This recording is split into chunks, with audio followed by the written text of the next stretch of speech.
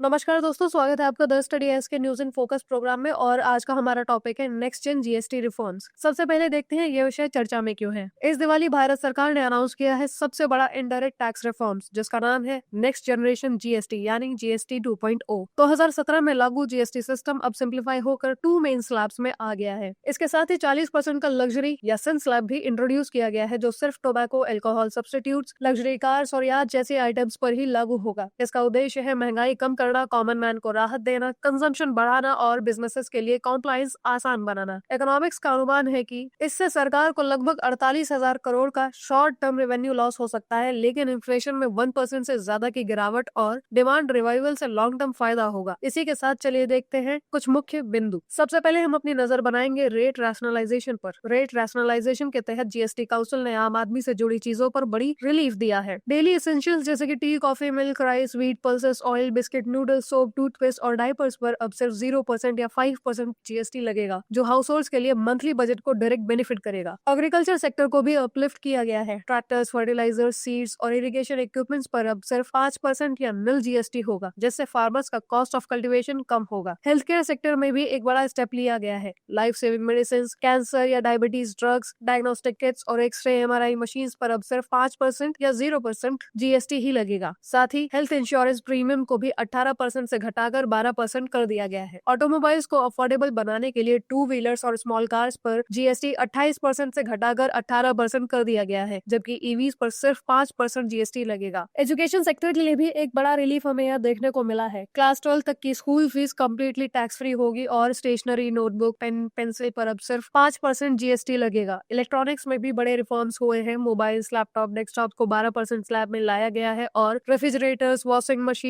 और 32 इंच तक के टीवी पर अब सिर्फ 18% जीएसटी होगा, जो पहले 28% था। प्रोसेस रिफॉर्म्स की बात करें तो प्रोसेस रिफॉर्म्स के तहत जीएसटी सिस्टम को ज्यादा सिंप्लीफाइड और ट्रांसपेरेंट बनाया गया है। अब बिजनेसेस को single monthly GST return file करना होगा, जिससे मल्टीपल फाइलिंग की जरूरत खत्म हो जाएगी। रिफंड प्रोसेस भी तेज होगा। एक ऑटोमेटेड सिस्टम के थ्रू 7 दिनों के अंदर रिफंड मिल जाएगा। साथ ही एक national e invoice system introduce किया गया है, जो ट्रांजेक्शन में ट्रांसपेरेंसी लाएगा और टैक्स इवेजन को कम करेगा। कॉम्प्लायंस को इजी बनाने के लिए एआई पावर्ड चेक्स लगाए गए हैं, जिससे फाइलिंग प्रोसेस में स्मीज और बड़े इंटरप्राइजेस दोनों के लिए काफी स्मूथ हो जाएगा। ये रिफॉर्म्स बिजनेसेस का टाइम और कॉस्ट दोनों बचाएंगे और overall ease of doing business को प्रमोट करेंगे। सिन और लग्जरी स्लैब के तहत सरकार ने साफ किया है कि 40% जीएसटी सिर्फ हाई एंड आइटम्स पर ही लागू होगा। इसमें tobacco, alcohol substitutes, luxury cars, private jets और याच जैसे प्रोडक्ट्स शामिल हैं। मतलब ये स्लैब्स आम जनता की रोजमर्रा की जरूरतों पर नहीं लगेगा, बल्कि उन चीजों पर लगेगा जो लग्जरी और हार्मफुल कंजम्पशन कैटेगरी में आती हैं। इससे एक तरफ रेवेन्यू जनरेट होगा और दूसरी तरफ सोशली हार्मफुल प्रोडक्ट्स की डिमांड को डिस्करेज करने का भी मैसेज दिया गया है। रोल आउट के तहत ये सारे बदलाव 56th जीएसटी काउंसिल मीटिंग में पास किए गए हैं। नया जीएसटी फ्रेमवर्क 22 सितंबर 2025 से लागू होगा, यानी ये रिफॉर्म्स देशवासियों को सीधे फेस्टिवल सीजन से पहले ही रिलीफ देने वाले हैं। इसी के साथ चलिए एक नजर देखते हैं जीएसटी काउंसिल के बारे में। जीएसटी काउंसिल एक कॉन्स्टिट्यूशनल बॉडी है, जिसे आर्टिकल 279A के तहत बनाया गया है। इसका मुख्य काम जीएसटी से जुड़ी रेट्स, रूल्स और पॉलिसीज तय करना है। इसके स्ट्रक्चर में चेयरपर्सन यूनियन फाइनेंस मिनिस्टर होते हैं। साथ ही यूनियन मिनिस्टर ऑफ स्टेट और सभी स्टेट्स और यूटीज के फाइनेंस मिनिस्टर्स और टैक्स मिनिस्टर्स इसके मेंबर होते हैं। जीएसटी काउंसिल अलग अलग इश्यूज पर ग्रुप ऑफ मिनिस्टर्स बनाकर काम करता है। जैसे rate rationalisation group of ministers ने 2 स्लैब स्ट्रक्चर रिकमेंड किया, वहीं कंपनसेशन सेस पैनल ने फ्यूचर में सेस फेज आउट करने की योजना दी। इस तरह इंश्योरेंस पैनल ने हेल्थ और लाइफ इंश्योरेंस पर जीएसटी रिडक्शन सजेस्ट किया। काउंसिल के डिसीजन या तो कंसेंसस से लिए जाते हैं या फिर जरूरत पड़ने पर वोटिंग के जरिए पास होते हैं। इसी के साथ चलिए देखते हैं आपका आज का अभ्यास प्रश्न। निम्नलिखित कथनों पर विचार कीजिए। कथन 1, जीएसटी काउंसिल एक संवैधानिक निकाय है, जिसे संविधान के अनुच्छेद 279A के तहत स्थापित किया गया है। कथन 2, 56वीं जीएसटी काउंसिल बैठक में पास किए गए सुधारों के अनुसार नया जीएसटी फ्रेमवर्क 1 जनवरी 2026 से लागू होगा। उपरोक्त में से कौन सा या से कथन सही है या है? ऑप्शन ए केवल 1, ऑप्शन बी केवल 2, ऑप्शन सी 1 और 2 दोनों, ऑप्शन डी न तो 1 और न ही 2। अपना उत्तर हमें कमेंट करके अवश्य बताएं। धन्यवाद। जय हिंद, जय भारत।